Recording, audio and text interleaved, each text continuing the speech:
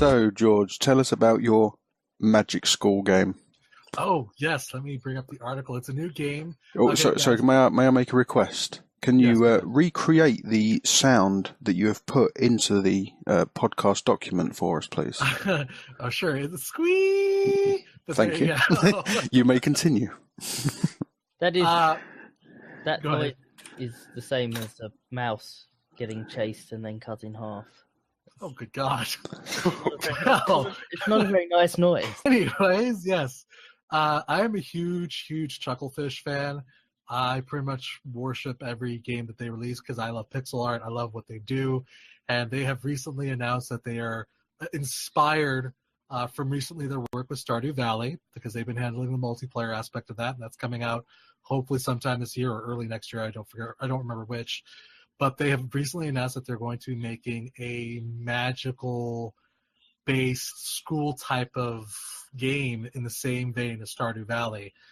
And they've released some screenshots, and it just looks fantastic, and I cannot be more excited for this game. I cannot wait to play this game. I don't think they have an official name yet. I think there's a lot of people bouncing around names like Spellbound, but they haven't officially named it yet. But it looks so fantastic. It has a lot of, obvious Harry Potter vibes. Harry Potter plus Harvest Moon is the only thing I have to say, and that just, to me, that sounds amazing. I'm fangirling, fan-geeking over here, whatever term you want to use. It just sounds amazing to me. Spellbound is the name that I'd seen as well, although they might have issues with that because Sony used that for one of their PlayStation Move tie-ins. They had this kind of book thing that you could get that PlayStation Move read. That was excellent, by the way.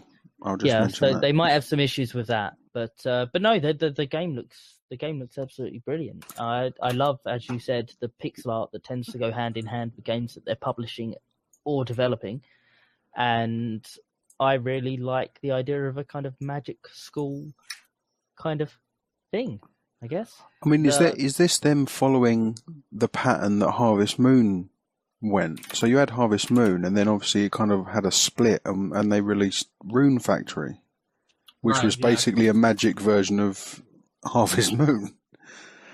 They did mention that as one of the sources for its inspiration as well. They kind of mentioned that as well when it comes to this game.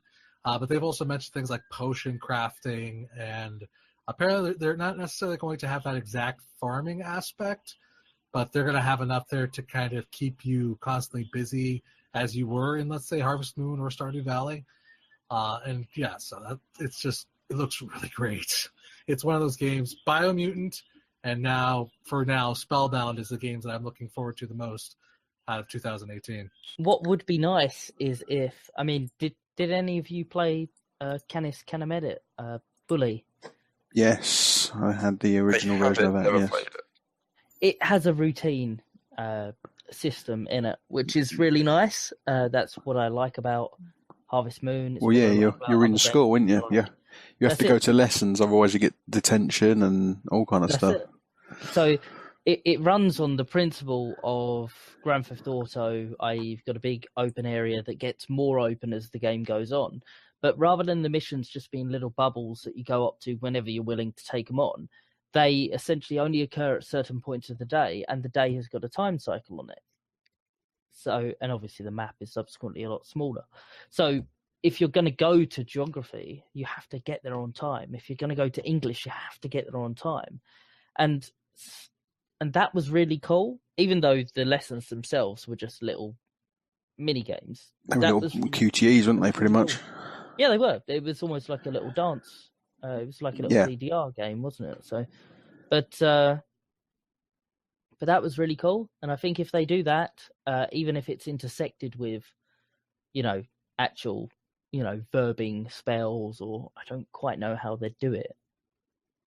But if they have that kind of structure to the game, I'll be happy to see how they actually manage to try and implement the whole setting of the game, as it were, because magic in games is obviously a bit of an odd thing, because magic can be rather powerful at times, which can be very unbalanced, which can be an issue in games. Yeah, I think those what you just said was like those are great ideas, and I think there's a multitude of ways you explore that. You have magical beasts, and you go to class, and maybe you could learn to tame. This is all speculation, of course, and just things that I would like to see, anyways.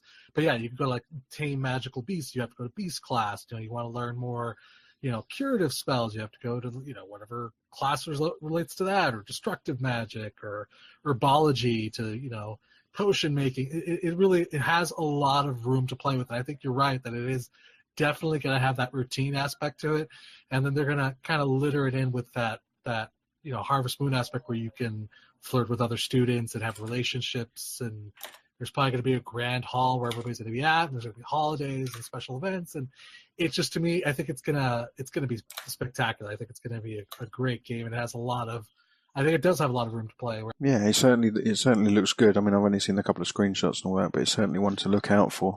Definitely. It'll be definitely a game I probably bring back on the podcast. I do apologize. This will probably be not the last time you guys hear of this. No, it looks good. Right, so